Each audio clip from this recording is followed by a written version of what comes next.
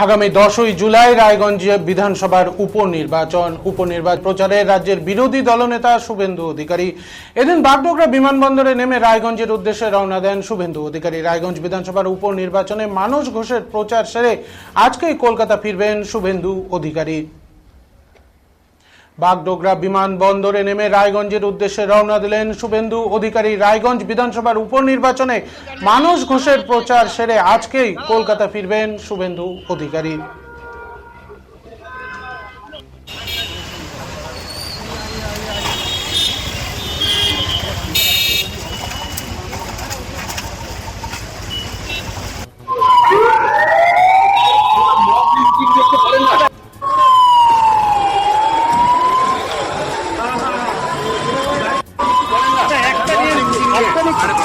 আপনারা ছেড়ে দেন।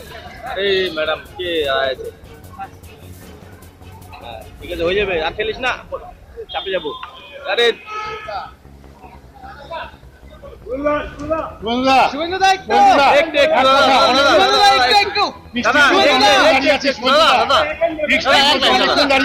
দাদা